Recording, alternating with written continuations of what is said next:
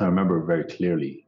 There was one day when it finally just all clicked. It was like in a footstep. I was just walking to the train, bam, pure moment of awakening or something along those lines, where it's just like, I could see all the machinations of the cells. I could see how they were just running, just patterns that would play. Just like, someone throws a ball at your head and you reach out your hand to catch it. It's like, oh, you meet someone on a train and say a beggar, and they go, give me some change, and you react the exact same way. It's a reaction. After that, my life kind of fell a bit to pieces, to be honest, where I was almost trapped in the madhouse, where I could see all these patterns and all these things playing out, all these selves doing their little dances. But then I couldn't control it. It was just like, I could see it very clearly. That slowly took a while before that kind of, sorted itself out. And now it's more real. This is the other thing I've realized about Western magic and general Western philosophical culture is there's kind of a denial of the body in general. It's all mental. Now, if we go slightly more abstract, if we go into the Gurdjieffian sense, he divides man into the 7 categories of man. And you have man 1, 2, and 3. Man 1 is a person whose locus of the personalities is centered on the physical body. We have man 2, who's centered on the emotional body, and man 3, who's centered on the mental body. And these kind of things, man 3 culture is the dominant culture in the West. It can be traced. I have a friend who spends a lot of time, who's much more into this than me, but he kind of basically, we can go from sort of ancient Greece, the rise of philosophy and how that kind of spread, and how, going through and all the way to modern thinking is there's a big denial of the body as a center of the personality. Hello and welcome to the Spirit Box podcast, where we explore folklore, magic, the world of the spirits, and everything in between. For episode 3 of season 2, we're joined by magician and body training expert Emmet Louis. Emmet has spent a long time meandering through various systems of Western esotericism. A chance encounter with the system of Gurdjieff radically altered his life and set him on his current path. His work is focused on the combination of body training with an emphasis on its interaction with spirit work and energy mechanics. For the past 8 years, he studied under a lineage of Daoist Magick. In the show, we discuss Gurdjieff. We also discuss the reality of martial arts training, and Emmet recounts some really interesting psychedelic adventures and some of the spirit contact he's experienced in rural Ireland. We also have a guest appearance from the Darkman, naturally. Wouldn't be the Spirit Box if our old friend didn't turn up. And in the Plus show, we discuss that spiritual impetus to move to rural places that sometimes people get, and obviously not everyone gets that. We also discuss the variety of spirits that can be found there, or I suppose more appropriately thinking how perhaps more opportunities to encounter spirits present themselves in rural environments. Specifically, he goes into what it's like dealing with shadow people and some interesting haunting accounts in his home in the west of Ireland, and getting into some of Emmet's expertise with body training. We discuss how physical exercise can be a gate to non-duality. Now, if you want to hear the Plus show, it's very simple to do so. Simply sign up to the Spirit Box Patreon and get the entire Plus show back catalogue and all the bonus show extras. Right, let's get on with the show.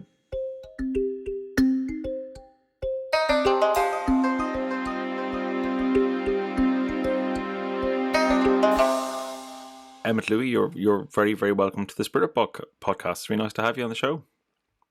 Thank you, John. Yeah, it's one thing I'm super excited, to be honest, because it's one of my favorite occult podcasts. So always good to be you're up there. Top 2 occult confessions, and yourself are my top 2. So. Oh, fantastic! That's why I'm very honoured now. Thank you. Yeah. Appreciate that. I'm always amazed that people actually listen to the show. Yeah. And I don't mean that in a modest way. I mean it kind of genuinely am, because it kind of just goes out there, and you forget about it. Yeah, you're very welcome to the show. The patrons will know you from the small show I put out at the start of the month about some of your experiences with well, I guess the fairies in the west of Ireland, and we can get into that. But to help the listeners position you and where you come to, or how you come to this kind of world. Great to give them a bit of an introduction to you and your work. And you have a really interesting background. I've been reading your material on your website. Do my research / stalking, and very interesting background. I suppose that's my public side. So this is my first foray into being a public occultist, whereas normally for the last, I've been doing this stuff for very long, and it's always just kept it a disconnect between public and private persona, just for reasons. So I won't be going out, coming out of the broom closet, I suppose they call it nowadays. But so I'm going to try and give a short but long, rambly sort of thing of what I've been doing over the years, and that will kind of, I suppose, give some springboards for talking about. First off, I just want to say thank you so much for having me on this cast. I'm very excited about it. So I'm going to fanboy a little just over, meeting yourself. And so I suppose for me personally, I never really had a blockage on this kind of stuff. It was always real for me. It wasn't a family thing. It's not like my family, or like my, dad was a devout atheist. Mother's, she's spiritual in her own kind of vague way, that there's, agnostic, I suppose. But, they're both raised Catholic in Ireland, and dad, because he was growing up in Belfast at the time, the Troubles and stuff like that, had seen the nasty side of things. So he was just like, I'm done with this shit. And so there's never any of that, but it was just always something. I always just knew that was the thing. I was kind of doing a bit of a resume for myself when I knew I was coming on the cast to kind of put things into order. I can remember, at a very early age, receiving messages. And like the very first one I remember was, walking with a friend in Ranelagh in Dublin, and we were about 7 or 8 at the time. And I just had a message, danger. And I was like, what?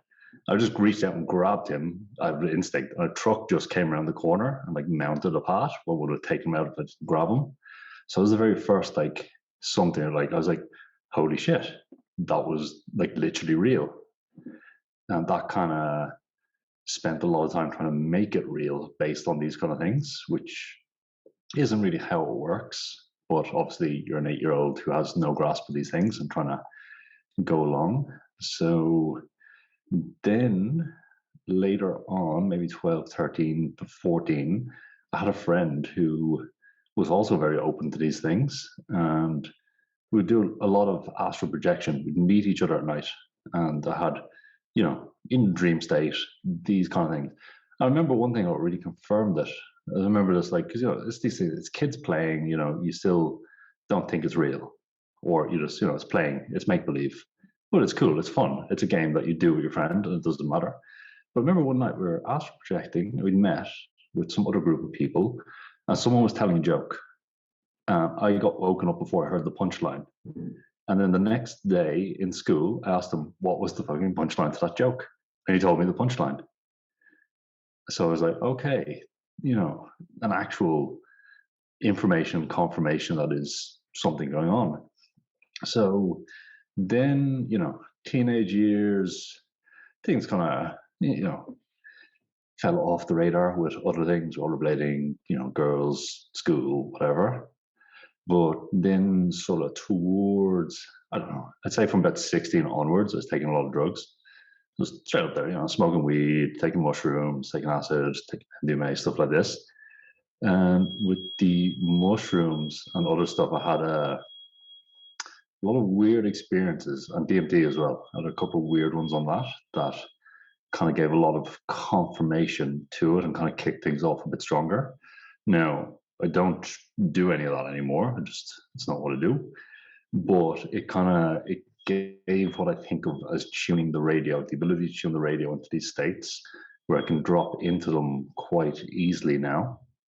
Where it's like, okay, I know what that, I don't want to say feels like, but it's like, okay, I can do that. I can, make psychedelic visions appear if I need them. These kind of things, so I can just turn it on.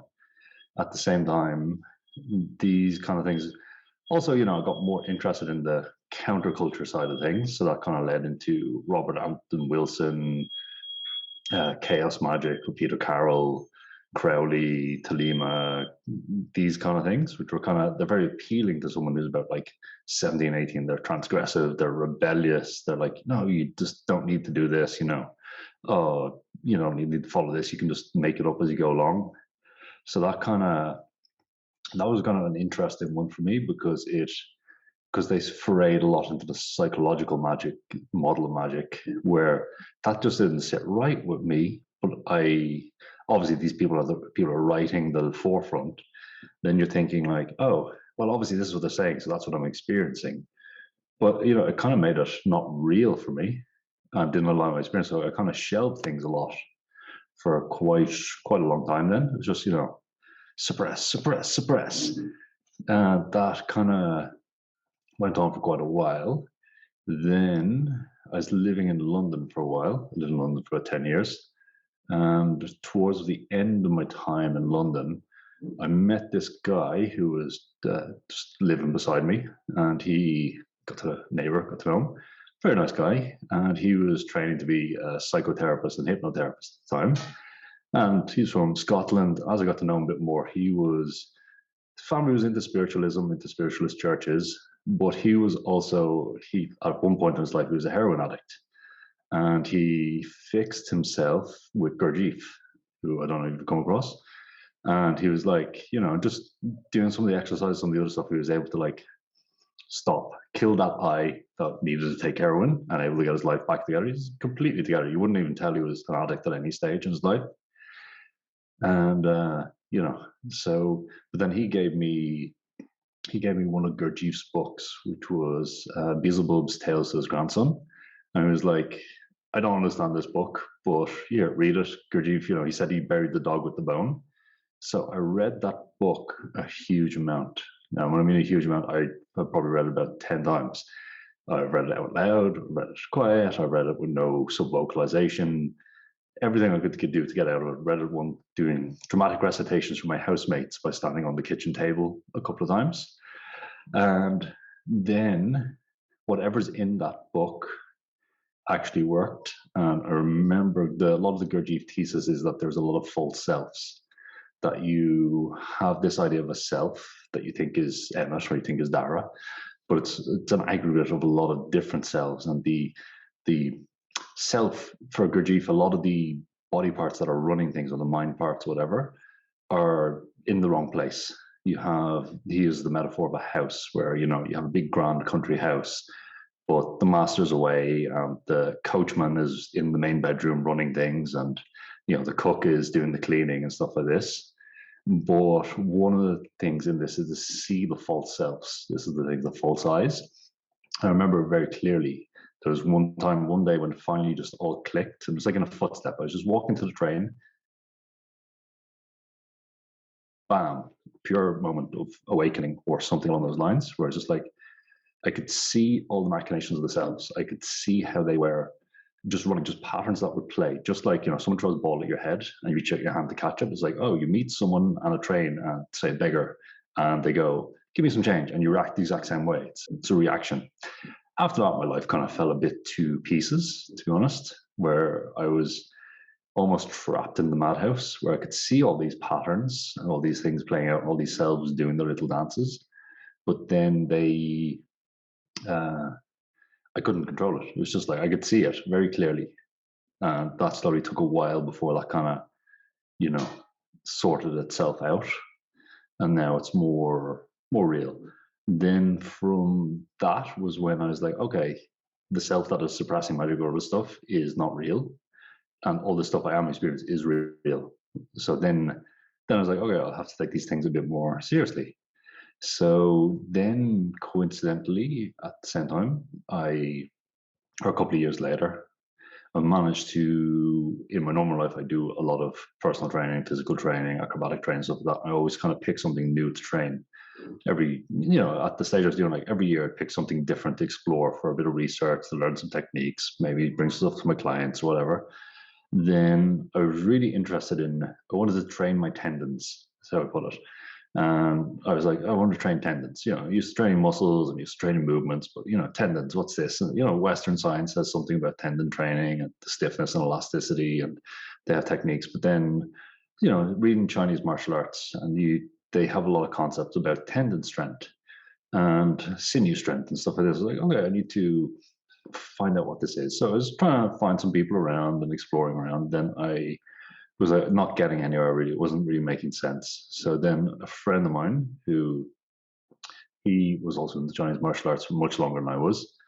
And he was like, oh, I found this guy who is legit. He knows how to do all the stuff. So I was like, okay, cool. I'll sign up to train with him for a year.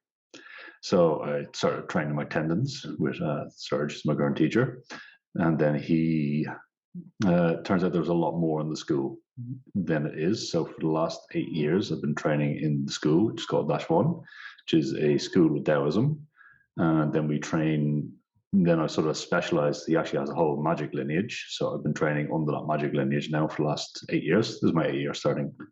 And that's kind of what's nice about it is it gives, because it's a full and an old lineage that's essentially unbroken. Whereas in the West, where obviously I was looking into a lot of Western magic and I have quite a big library of stuff, it's very fragmented.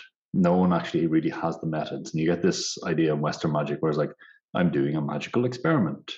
I'm going to try and copy someone's notebook. Whereas for me, I don't really want to experiment. I need magic to be like engineering, where I have something, I can essentially calculate what I need to do. I can do it and it will work exactly as I want. And that's kind of what I've gotten from this lineage, where it's like, okay, we can, yourself, it's like, oh, Western magic is like, people talk about techniques. Techniques can be hit and miss for some people. Some people work amazing, some people can't. We can literally tell you why it won't work for you and give you techniques to make things work. So it becomes a very structured training, a very formulaic, I suppose, but it's very clear. And that makes things very nice. So that's kind of leads me up to, I suppose, where I am now. Like looking at your background and kind of a lot of the body work that you do, I find that really interesting,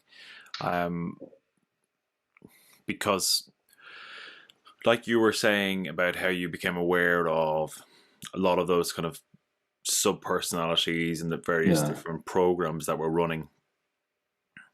I'm keenly aware of some of the ones that I certainly have, and I'm also painfully aware that I'm very far from kind of aligning them or absorbing them or dissolving them. And a lot of that has got to do with the body and understanding it. Like one of the goals, I tend to set myself annual goals. And you're kind of mentioned about kind of looking to train your attendance, which is a wonderful sentence, by the way. It's fantastic. It really triggered a lot of me, and like I tend to or maybe think about kind of some of my own ways of thinking. I tend to give myself annual goals, and really go for them in a quite like a kind of a borderline psychotic way, really, to be honest. Like, because you're up against yourself, right? And you kind of you don't want to kind of give up on it. But my big one, and the one that I've always stumbled on, the one that I've always really found the most difficult to beat, has never been kind of my. I've given myself kind of like things like, what you need to read like 30 books this year, or you need to write a book, or you need to do like a lot of these protracted mental things that I can grasp. But the body has always been the one that it's just been out of reach, And like a couple of years ago, I did one where I ran. Like I said, I hate running. Yeah. So as some sort of weird punishment to myself / trying to beat that out of myself or defeat myself rather, I said I'm going to run a 5k a week for a year. Yeah. Do 52 5ks, and I achieved it. But fundamentally, at the end of it, all I really managed to achieve was be a slightly faster fat guy. Yeah. That was really kind of where I ended up with. So I'm fascinated by, like, looking at your work and how you've described your background. I'm fascinated by that physical integration with the mental, and the spiritual. Like that's that to me is hugely intriguing. It's very inspiring as well, actually. To observe, like, to what end, when you look at when I look at those three pieces, in a very rough sense, describing as three pieces. What came first for you in that integration?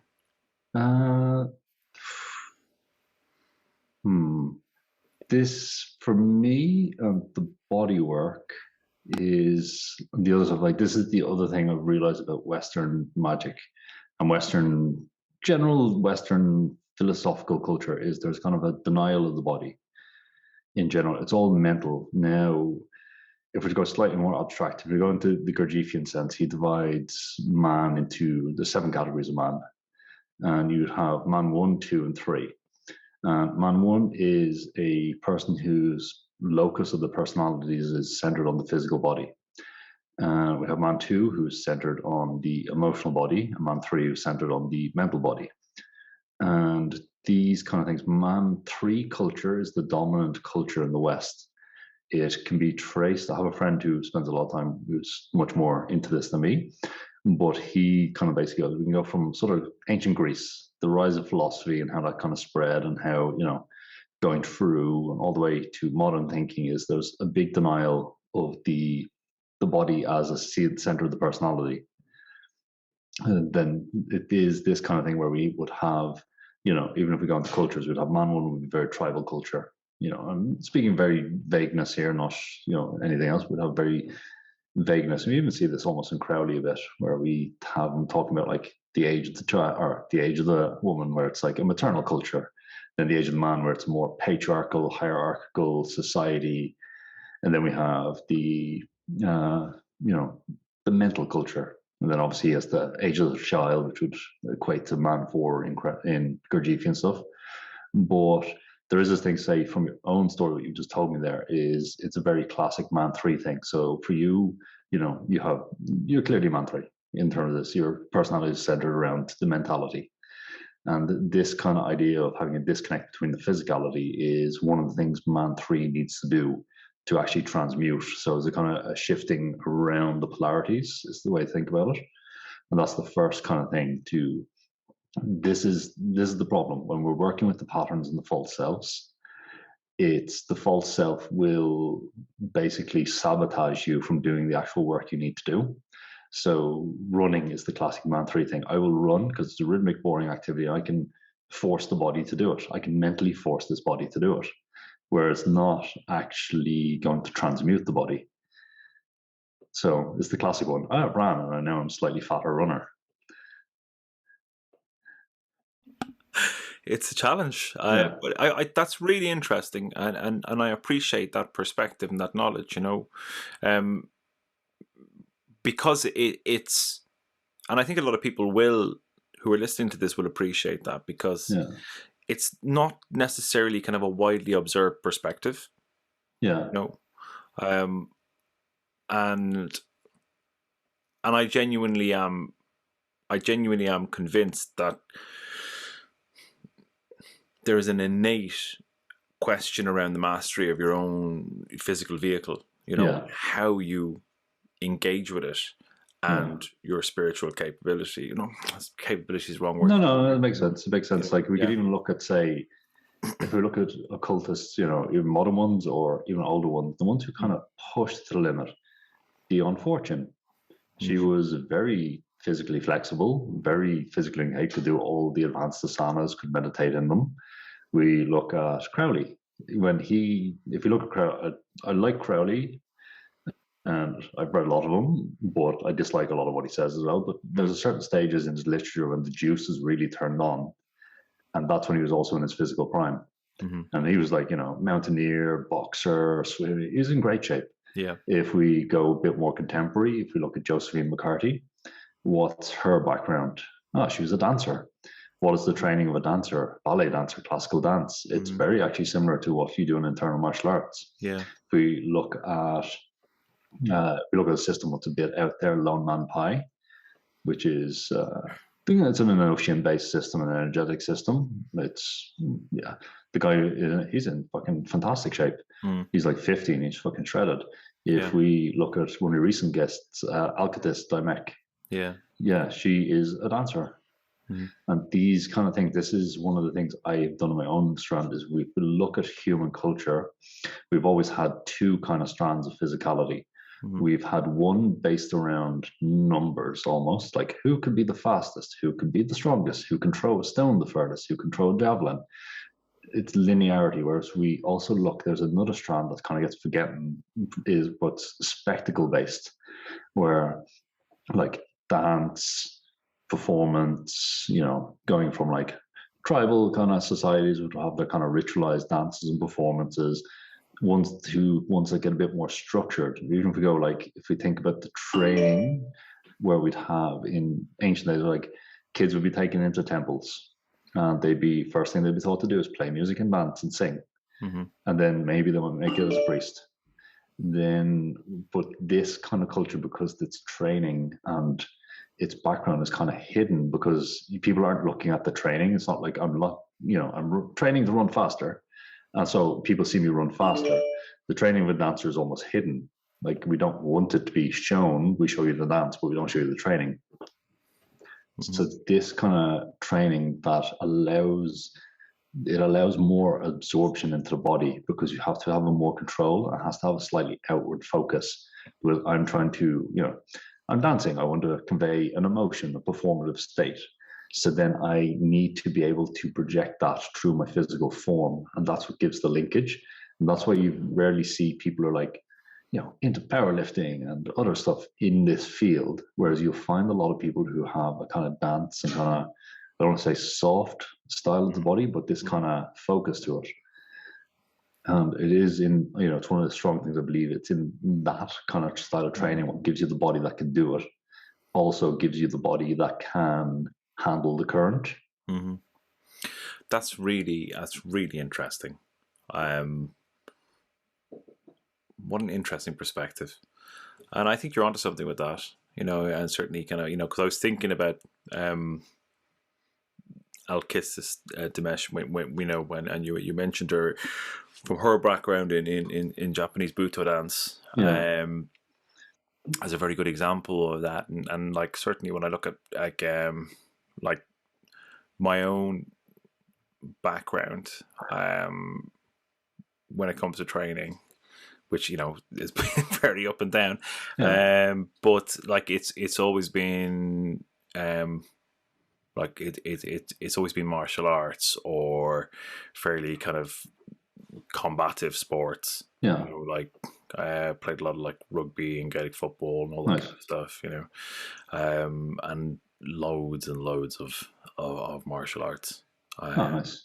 Yeah, it's always something I've gravitated towards. But when I think about what it's given me, is that it's probably given me more mastery over how I think and how I push myself. But that doesn't necessarily translate back. But in the martial arts, have you done much actual fighting? No, I've done like probably the three more contact ones that I started with Taekwondo, which was point sparring and all that kind of stuff. But I've done a lot of like Krav Maga. I trained Muay Thai in Thailand for a bit.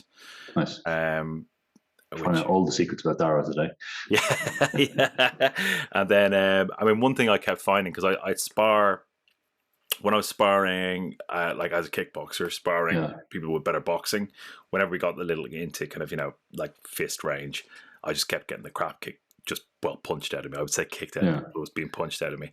And after that, I kind of took up boxing for a bit and kind of did a lot of sessions on just learning more about boxing. So I've never kind of been afraid of getting into the ring, and it's very hard to describe. I mean, people who've done it know what I mean, but it's like being like roundly bested by somebody in a boxing ring or a kickboxing ring or something, where you basically go, I haven't got a hope of not getting clattered in this situation, but you kind of go and do it anyway. That starts to develop a lot of mental strength, or it certainly changes you in a lot of ways. Yeah, it's one of the so my current teacher, they also do a lot of martial arts that I do a bit in, but I don't push it to the limit. But one of the first things, if someone goes to church and goes, I really want to learn to fight properly with this stuff, they do it for fun and health, but it's like, I want to, actually fight. The very first thing they do for the first couple of months is they pair you up with someone who is just going to kick the shit out of you. And they progressively just kick the shit out of you harder and harder and harder. So you just get rid of that, like, fear, I'm going to be tough. It's not even fear. It's just like, I'm the tough guy, I can fight mentality, because it's just it's just there. It's just going to, no, you're not tough. You don't know shit. Okay, you've had the crap beaten out of you enough time. Now, do you want to continue? Okay, you want to continue. Okay, this is the reality of actually fighting. And now you've had the reality. Do you want to continue? Okay, you do. Okay, now we can train you properly. It just makes me laugh so much. I relate to that so much because I've had the crap kicked out of me so many times. It makes me laugh. Like, because that whole idea, because I probably started from that point of like, I want to be, nobody can mess with me and all that kind of stuff. And then you find out that there's always somebody way better. It doesn't matter what you do. And it's good. It also like it curtails that excess thing you get with, younger guys who might be like, oh, I can fight a bit now, so I'll pick a fight in the bar. And it's like, well, you've maybe had a rib or two broken over the last month or two. This just hurts. Like, it does. It really hurts. It's a very good way of settling the ego. That's why I recommend it, listeners. If you ever get a chance to get a smack in the jaw,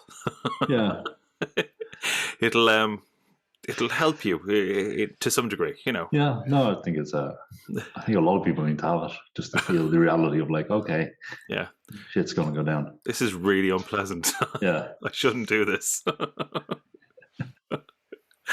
Oh, that wonderful. That really makes me laugh. So, taking a slightly different direction, you sent me in the story or your recounting of an event that happened to you, which is up on the Patreon about the bookbinders and the fairies. A really interesting experience that you had, and we'll get into that in a bit. And one of the things that really stood out for me listening through to that was your description of the beings, the height, the how they felt, and that kind of gave you that that kind of tuana de danann feeling, which, given the kind of the area you were broadly in, it's kind of like historically or mythologically rather kind of a ground zero for Irish mythology. Can you give a bit of your kind of background there, and kind of when did you first start having those experiences? Not necessarily like the astral stuff you were talking about earlier, but when you started engaging with something else, something that was non-human. The very first one, I had this confirmed by my Bashan, which is the equivalent in our system as your holy guardian angel recently, or a while ago, a year or two ago. Was one time I had decided to take 5 grams of mushrooms, 5 grams dried of mushrooms, just why not? It is a heroic dose. And I remember very clearly that I ended up, sitting down with my eyes closed in a friend's house. And I was like, this is going to sound weird, but bear with me, listeners. Where I was like in a fridge, but then the fridge opened, and on the other side of the fridge was all these. They were fairies. I know they're fairies now, but I didn't know at the time. They're just offering me things. They're saying hi, and just meeting me, and just in the psychedelic imagery. Mm-hmm. It was very just like there, real. And I was like, okay, that was, according to the angel, it was like my first initiation into the actual otherworld, real sense.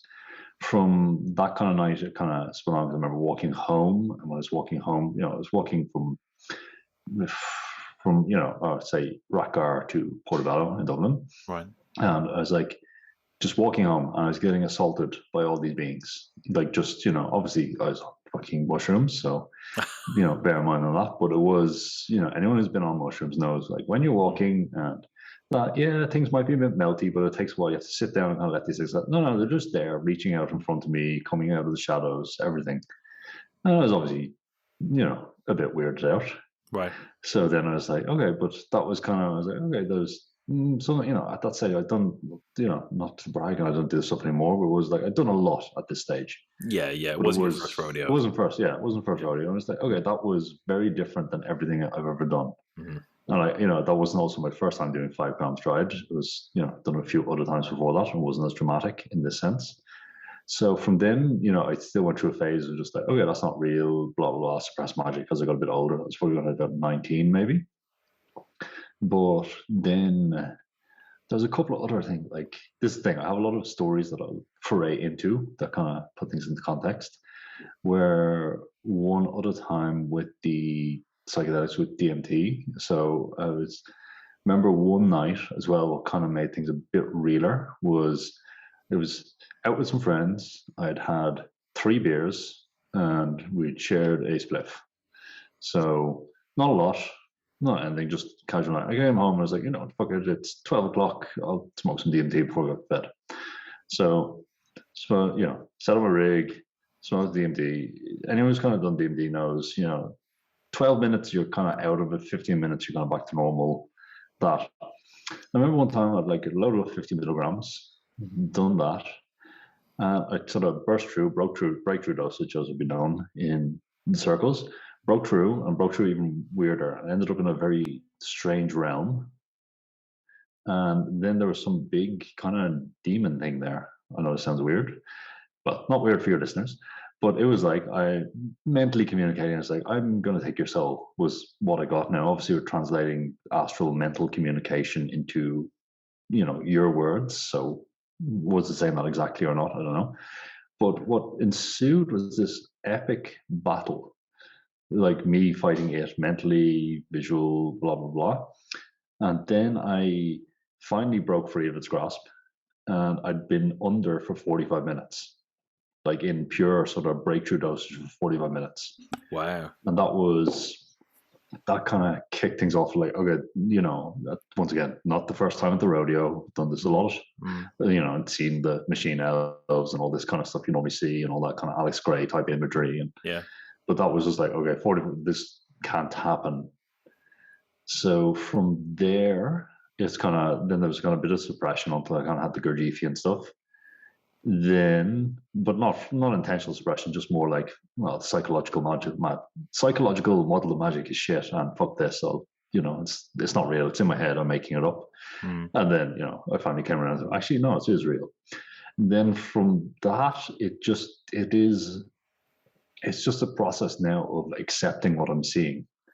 Accepting. It's just there's a certain acceptance that like it's there, and if you can swap your sensory focus. So we have 2 sensory focuses. We have our focused awareness, or thing. I'm focusing on Dara right now, but I have my peripheral awareness is kind of like what's going on around me in the general stuff. Mm-hmm. Then we have this process of the mind where the subconscious will pick things from the peripheral awareness to bring it into the focused awareness. So right now I was just talking about like, it decided to jump to the ladder. That's just out of the corner of my eye and go, your attention is there. But this peripheral awareness is where our 6th sense of the other world is.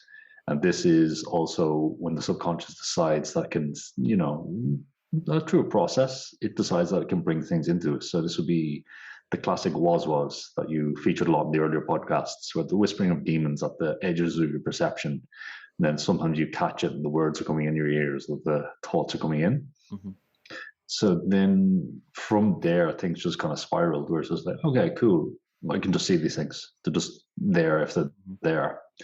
And now it's kind of, I deal with them on a daily basis at this stage. I, have dealt anything you can kind of think about. I've kind of either seen or dealt with, be it shadow people, lots of shadow people when I lived in Berlin, lived near the Berlin Wall. Our apartment would get fucking infested with them. Shadows moving, all the way to fairies, other stuff. And now it's kind of, because all the training I've done over the last year, that it's more and more kind of stuff gets put in my way to deal with. Be it like exorcisms, spirit clearance, dealing with spirits, intercessing, other stuff. So it kind of gets, because once again, that like no blockage, open for business. In terms of then like the nature of your day-to-day work, like how does that overlap when you're working with somebody and you're helping them progress and whatever they want to physically progress in? Does that come up, Not really. I try to keep these things quite separate, but at the same time, I do use a lot of magic in stuff to make things better. And a lot of stuff how to put it, a lot of stuff that gets put my way, it's more someone comes to me with a need and they'll I literally do not talk about this with anyone. Like, the first kind of person I talk about this public, other than my friends and family who kind of know. Okay, I understand. And then I'll be working with them, they'll go, oh, Emmet, you're kind of into something, or, Yeah, it's a very hard balance to strike. I understand, I understand the tension. And then I'm like, well, I'll go, okay, maybe I can help. And I don't tell them what I'll do, but I'll just do a little something. And that will kind of help a lot of the time. Finding cats seems to be a big fucking one. People's cats are always going missing. They're always going, my cat's gone missing, I need help. I'm like, okay. And then, oh, my cat's back. That's really intriguing. And so where you're based out in the west of Ireland, we were chatting just before we hit record, reasonably close to kind of my home area. I always find that the land a little bit overwhelming, when I come back to it.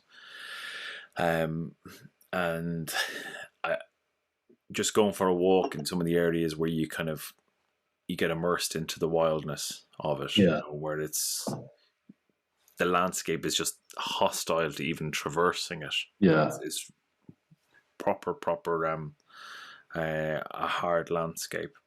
And sometimes I find it a bit difficult.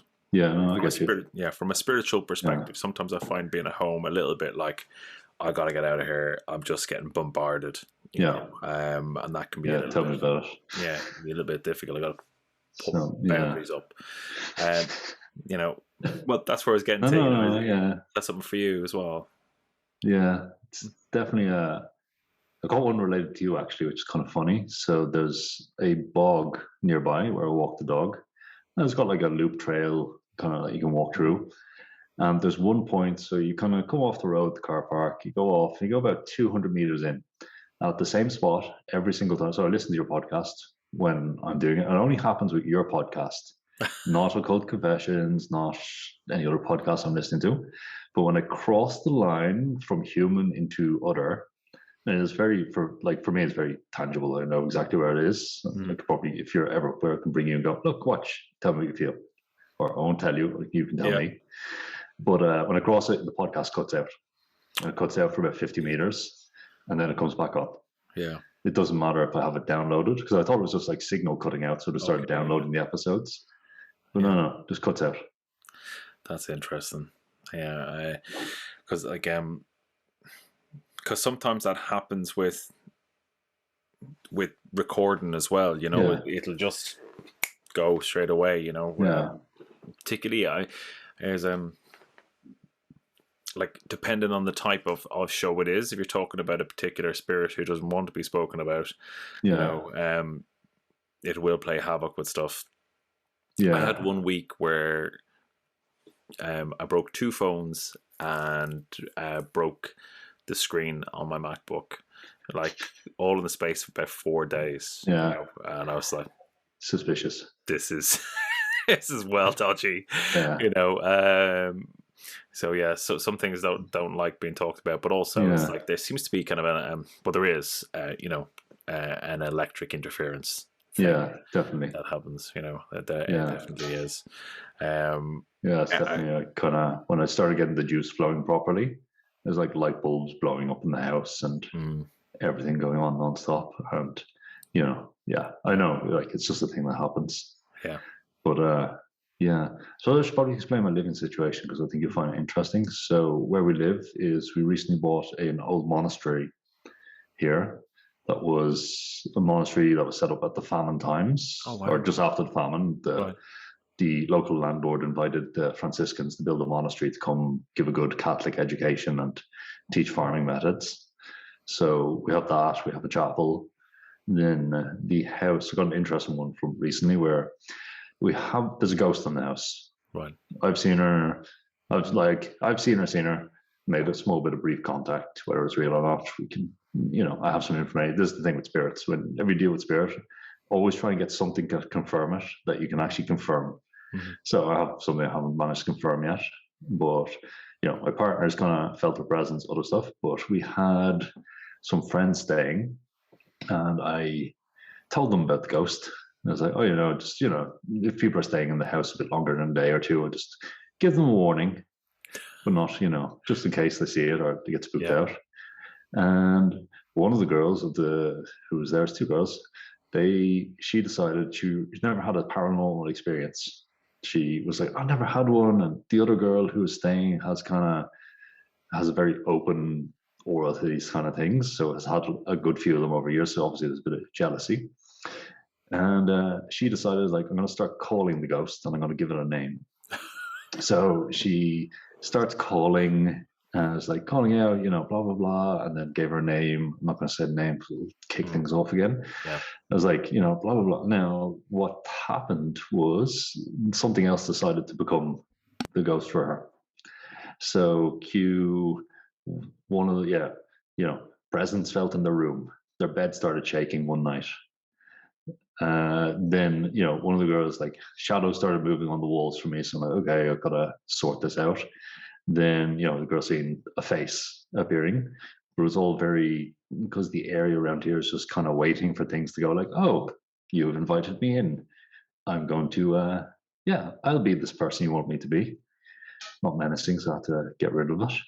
But yeah, that was kind of fun. Bed shaking and everything was like a good one.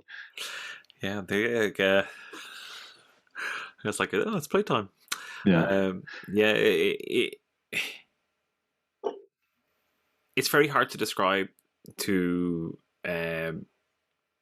people the potency of the land, in that, and how alive it is, and if you have any kind of sensitivity at all, as you already described, you can see it, like, and like I tend to feel and hear it more than anything else, but it's extremely potent, like, and I mean, Ireland is full of the stuff. It really is. I mean, personally, I feel it particularly in the west of Ireland. Yeah, no, definitely. Like, it just has less civilization. But I was kind of thinking about this recently, and like, I lived in Temple Bar in Dublin like literally on Temple Bar Square, right?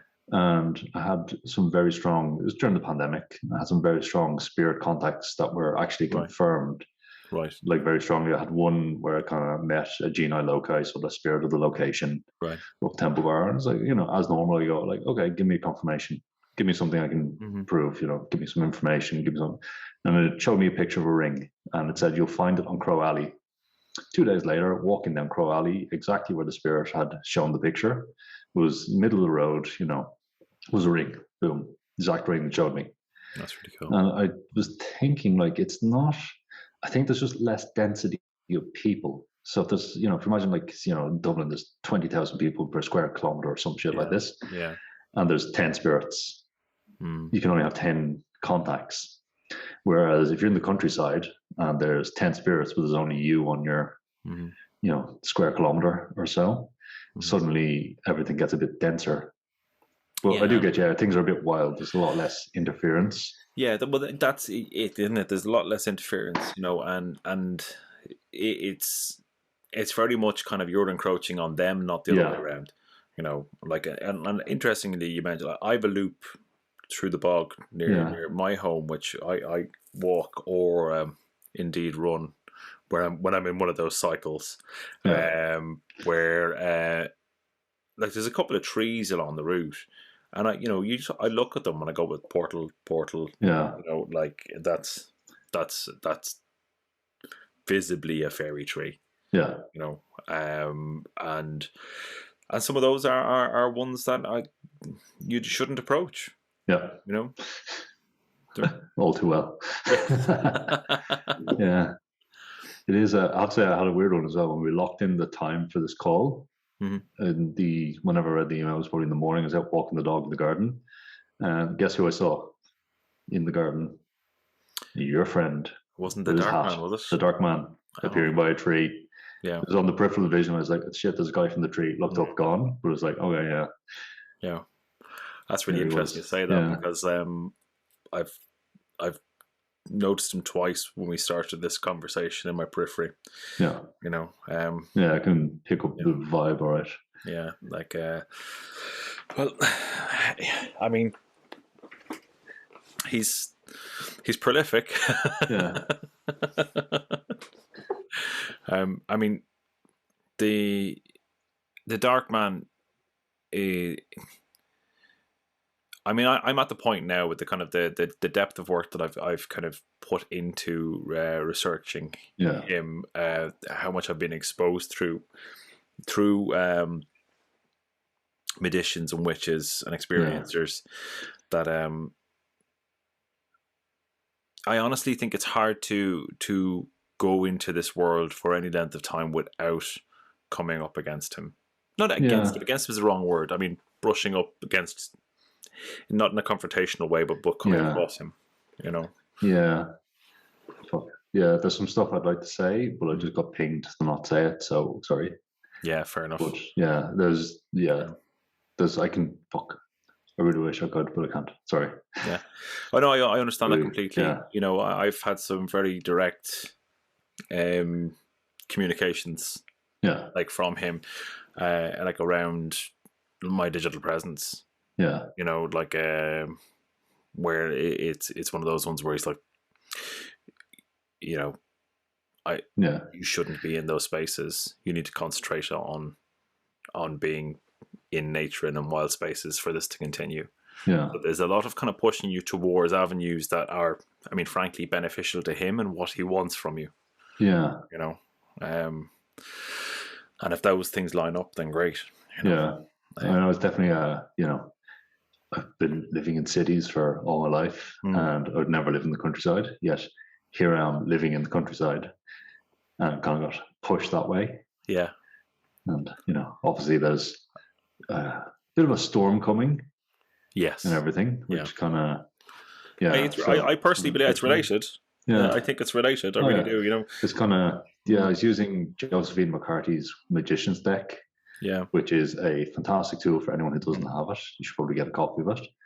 And for the reading I was getting, it was the amount of nature was coming up a lot in the positions for myself and in the future. I was like, what the hell?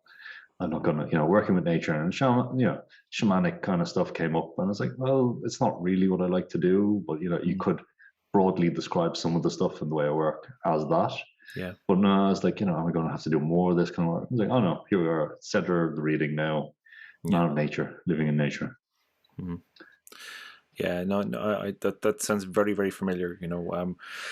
And if people are interested in your work, but if they want to find out more about you, is there somewhere they can do so? Not really. So if your paths cross with mine, it's probably a reason. See if we can fix it.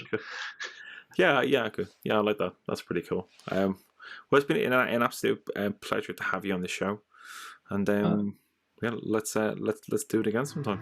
Yeah, cool.